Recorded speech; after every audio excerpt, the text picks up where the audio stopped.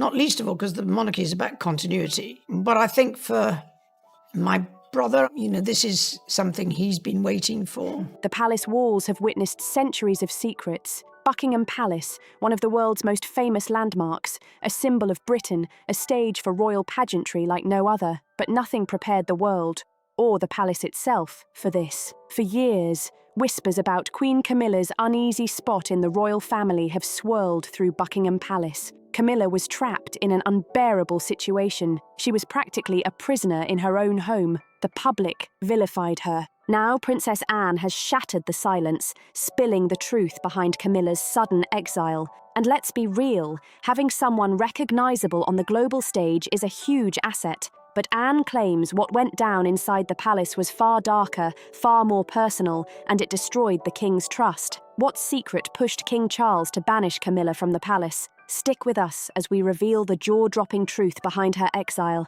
the chest beneath the crown. It was the calm morning of June 25th, 2025. Buckingham Palace stirred like any other day. Birds glided across the sky.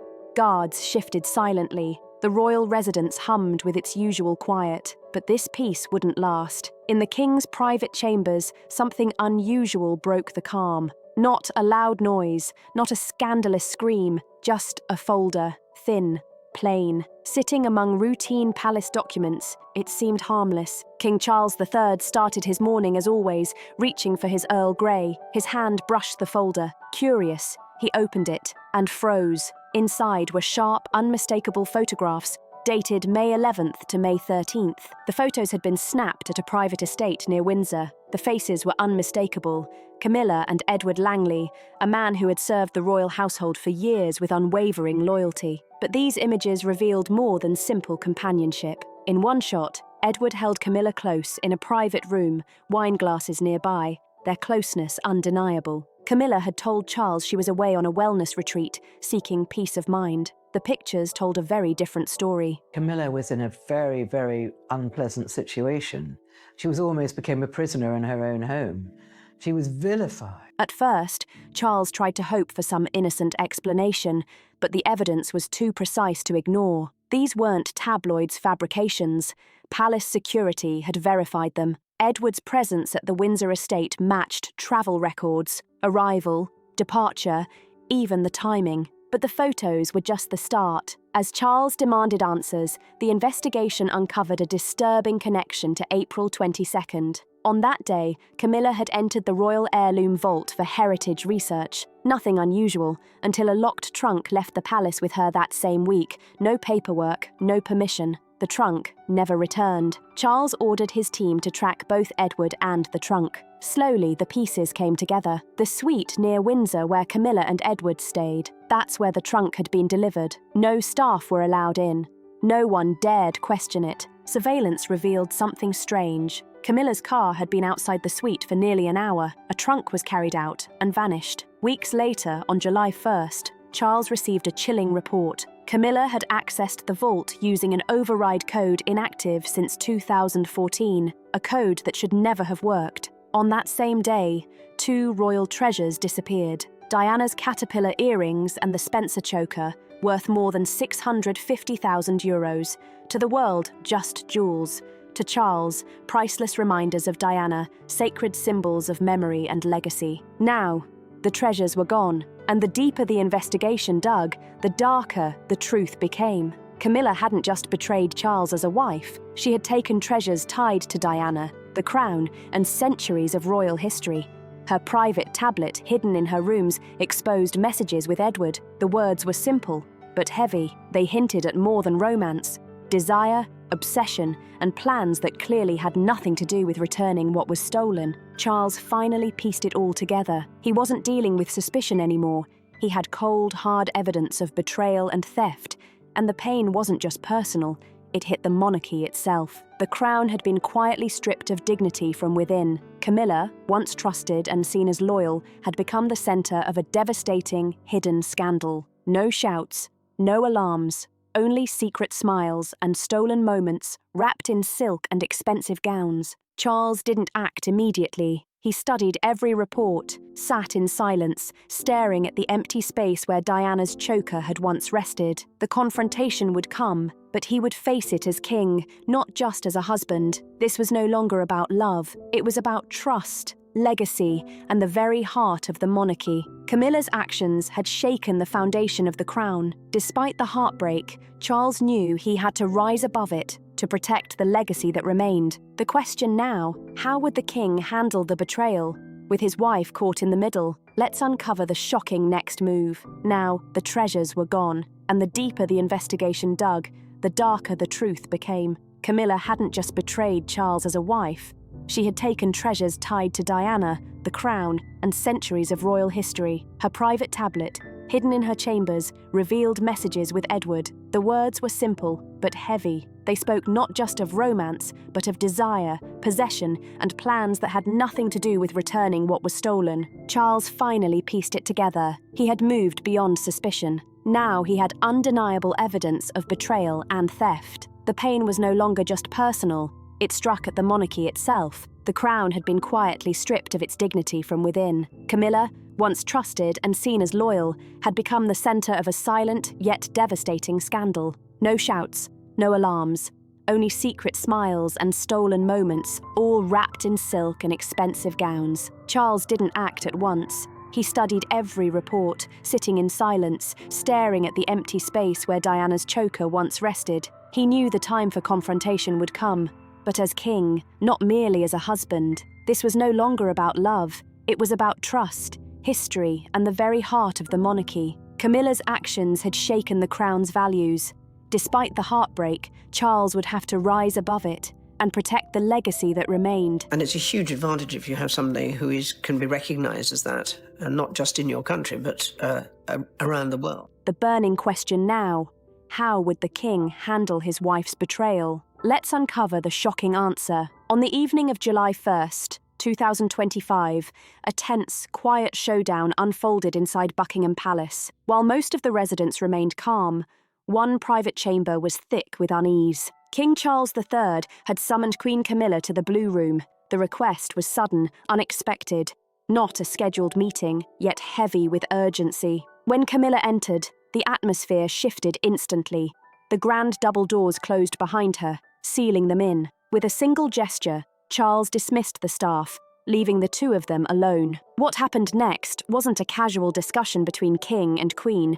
It wasn't even an argument. It was far graver, an interrogation. Charles didn't shout or hurl accusations. He remained composed, calm, his voice steady, but his silence weighed heavier than any words could. Then he placed a series of folders on the polished table. Time-stamped photos, confidential intelligence reports, private security logs, and hidden messages, all pointing to the same inescapable truth. He asked one quiet, piercing question. Who is he? Camilla froze.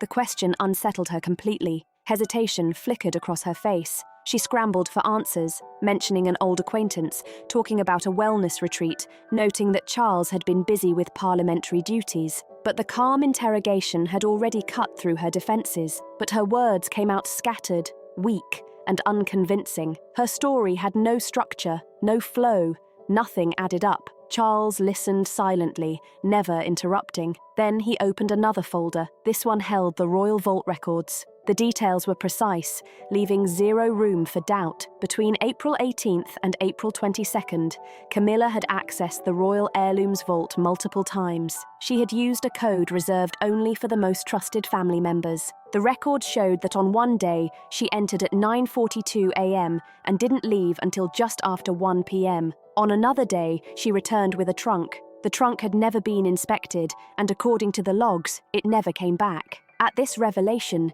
Camilla went pale. Her lips trembled. She couldn't meet Charles's eyes. She tried to defend herself, offering explanations, but the evidence was too overwhelming. Charles pressed further. This was no longer about gossip or private drama. This was about something sacred, trust and memory. He reminded her that the name Diana still resonated, not just in the palace, but across the world. Diana symbolized something untouchable, something pure. To tamper with her legacy was a betrayal beyond repair. Charles did not step forward in anger. His sorrow filled the room. His voice carried pain, not fury.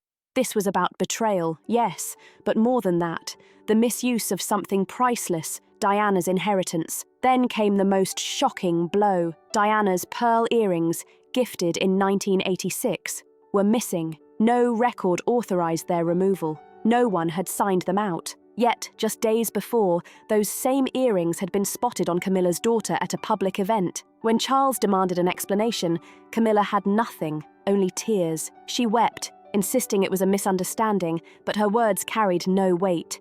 Years of fragile trust had already fractured, and this was the final, devastating blow. Charles had spent so long trying to mend broken bonds, to reshape their image, to create unity from chaos. Now, it all felt undone. Later that night, he confided quietly to a trusted aide. No shouting, no fury, just exhaustion, thick in his voice. He spoke of betrayal, wounds that never healed, and the memory of two women whose legacies were now tainted. His late mother and Diana, the woman he could never protect. That night, Charles sat alone by the fire in his chamber. The flames flickered, casting golden shadows across the walls. He stared into them, thoughts circling back to Diana. Her face, her voice, her warnings, whispering like smoke rising into the air. By 7 a.m. the next morning, his decision was final. Camilla would lose access to the royal vaults. She would be barred from confidential councils. Within 48 hours, her ceremonial privileges would be stripped, quietly, without announcement, without press, without a single word. Silence reigned, but silence did not mean stillness. Elsewhere in the palace, someone watched closely. Princess Anne had observed it all. She noticed the subtle shifts, the hushed whispers among staff, the unusual tension in the halls, the missing treasures. Anne said nothing. She waited, patient, steady, determined. Now her moment was approaching. Camilla's world was crumbling, while Anne's presence quietly grew stronger. She was never one to display emotion in public, but behind Buckingham Palace's closed doors, she was alert, calculating, ready. What did the jewel truly represent? Let's uncover it. The ornament of truth. On June 29, 2025, Buckingham Palace carried a rare, special mood. The skies were clear, the weather mild, and golden sunlight poured through the tall windows, bathing the rooms in warmth. Inside, a small, elegant lunch had been arranged to celebrate Princess Charlotte's remarkable charity milestone. It was not a grand state event. No cameras, no reporters, no boisterous crowds. Only 32 carefully chosen guests were present, close family members and trusted aides. The celebration was intimate, filled with brief speeches, soft laughter, and a graceful, respectful atmosphere. At 12:14 p.m, Catherine, Princess of Wales, arrived. She carried herself with calm dignity, wearing a light blue dress once worn by Princess Diana in 1995 at a charity event. This was more than a fashion choice. It was a thoughtful tribute, a subtle homage to Diana's memory. Every detail, from the dress to the accessories, had been selected with care and meaning. But as Catherine stepped into the room, something unexpected caught her eye. A detail, a movement, something that made her pause and shift her attention just for a moment. The calm, warm room suddenly felt charged with anticipation. Laura Lopes, daughter of Queen Camilla, sat casually by the north window, wearing a simple dress and lounging in a relaxed manner. But Catherine's sharp eye was drawn instantly to her earrings. These were no ordinary jewels. 3 pearls, each crowned with tiny diamonds, dangling delicately, catching the sunlight just right, shimmering softly. Catherine's instincts flared. She knew these earrings. They weren't just jewelry, they were royal history. Remaining composed, Catherine quietly signalled her assistant to fetch the royal heirloom catalogue from the palace archives. Within minutes, the book arrived. She flipped through it with confident precision. And there it was, clear proof. In 1986, the nation of Qatar had gifted Princess Diana a set of precious jewels, among them the pearl and diamond earrings.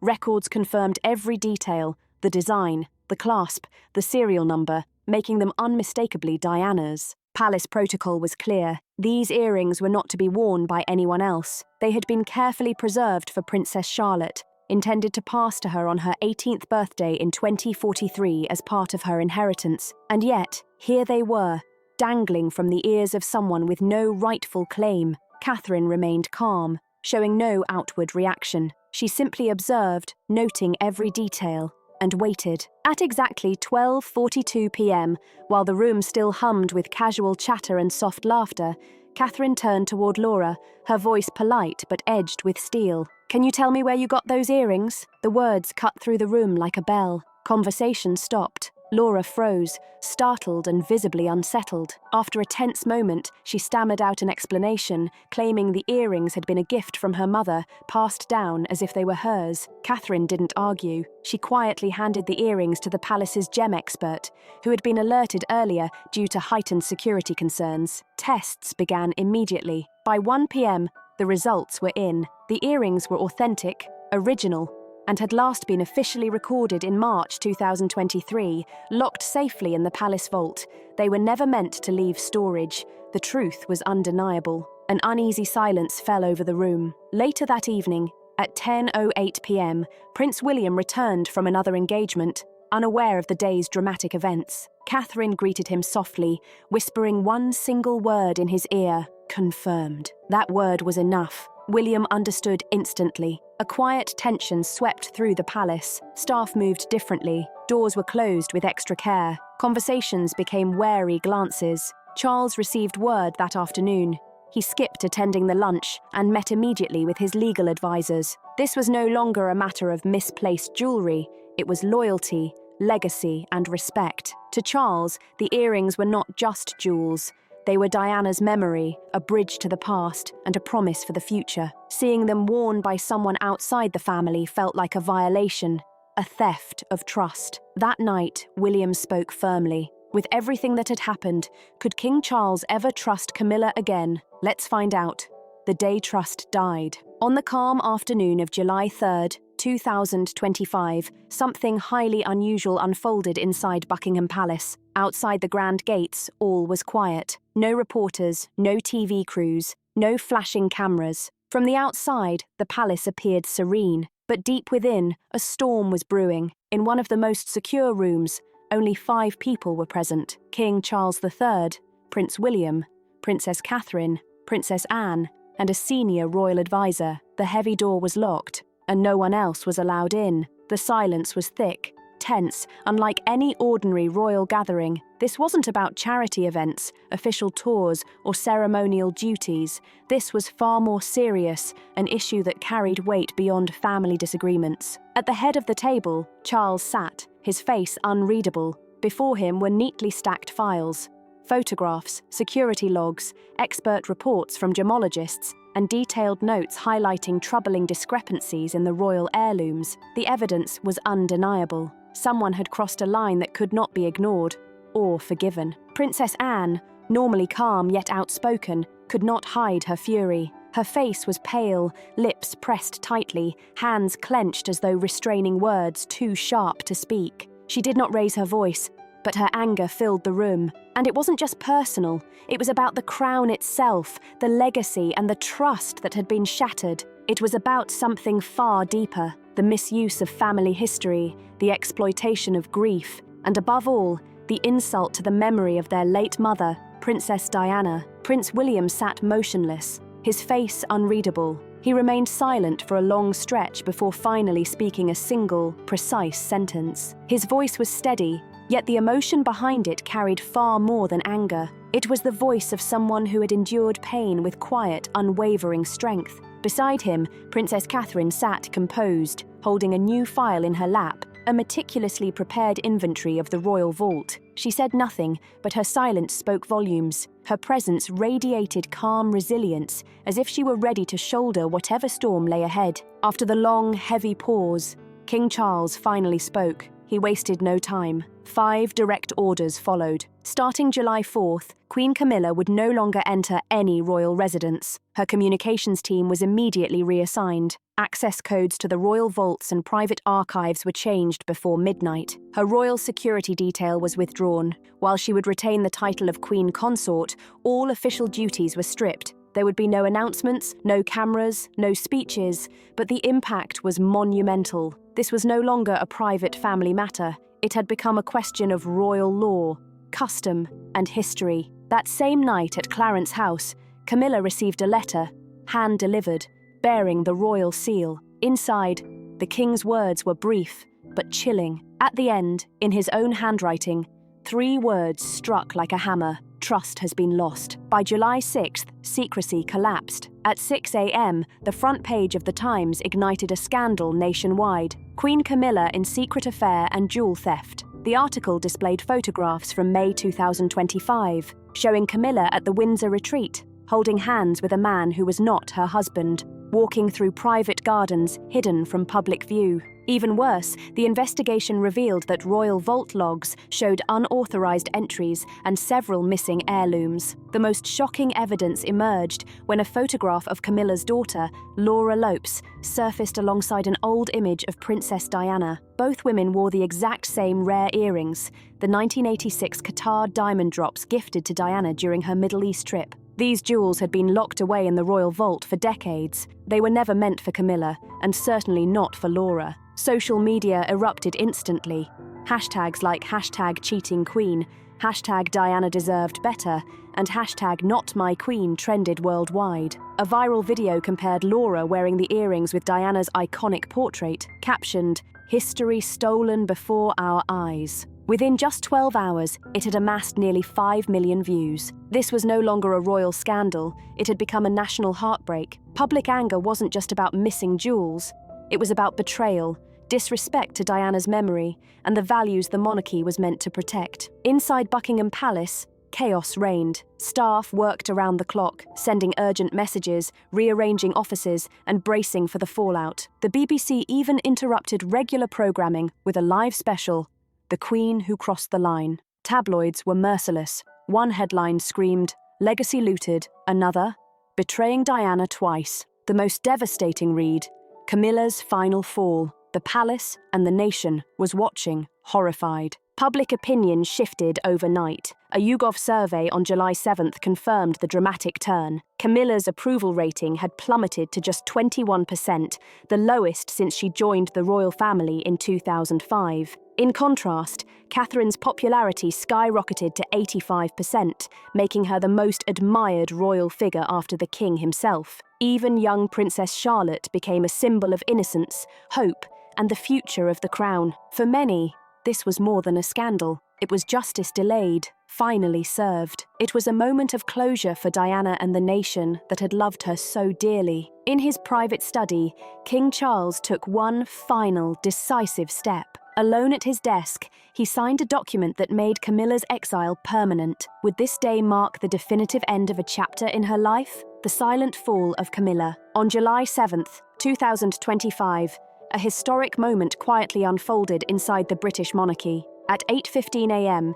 King Charles III summoned his private secretary to his study. The king looked weary but resolute. He handed Sir Giles a private order that would alter royal history forever. The directive was simple, yet absolute.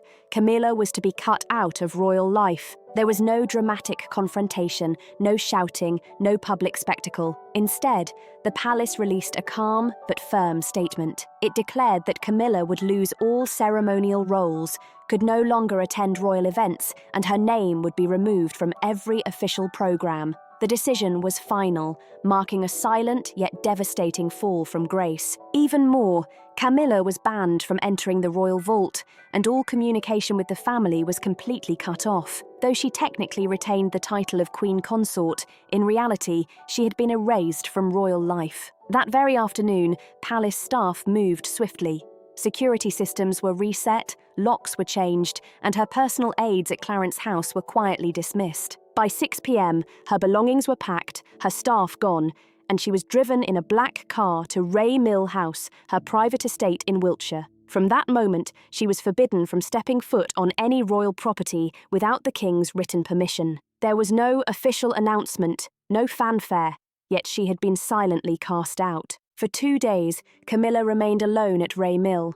No staff, no press, no comfort, only silence. On July 9th, her children, Tom and Laura, visited briefly, leaving quickly and quietly to avoid the media. Even they seemed distant. The woman who once stood proudly beside a king now lived behind closed windows, her phone switched off. Pale and wordless, staring out like a ghost of herself. Her longtime driver later described the ride back as the quietest he had ever known. That very day, King Charles wrote a private note to his closest advisors, reminding them that no individual was above the monarchy. He ended his message honoring those who had strengthened the crown with dignity and power. The note now rests in his office, beside portraits of Queen Elizabeth II and Princess Diana. So, how does Camilla's downfall shape Catherine's rise? Let's find out. The rise of Catherine. After Camilla's fall, the world's attention shifted swiftly, not to the king, but to Catherine, Princess of Wales. On July 8th,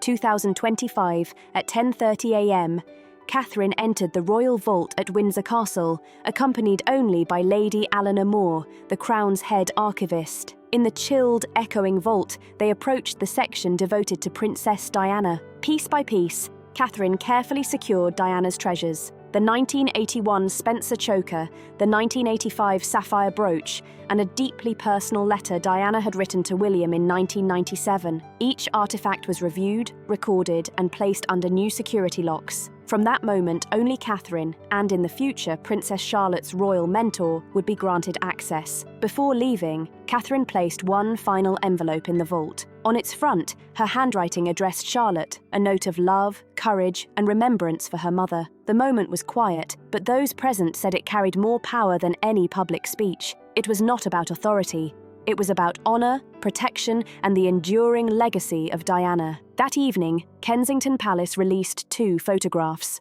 In one, Catherine stood resolute before the vault doors. In the other, young Charlotte smiled gently, holding a framed photo of her grandmother. Within 48 hours, the images were shared over 32 million times online, and the hashtag Legacy Secured began trending worldwide. Surveys on July 9th captured the public's reaction, revealing the depth of admiration for the Princess of Wales. By the numbers, the public's admiration for Catherine skyrocketed. 85% believed she deserved greater influence in royal decisions. 72% felt she should be queen in her own right, not just a wife, but a leader chosen by the people. By July 10th, 2025, the silence surrounding Camilla had shattered. Newspapers splashed bold headlines across their pages, talk shows dissected every twist, and the internet was flooded with viral stories. What had started as a quiet, private dismissal had erupted into a full-blown storm. Meanwhile, Catherine was no longer just a princess,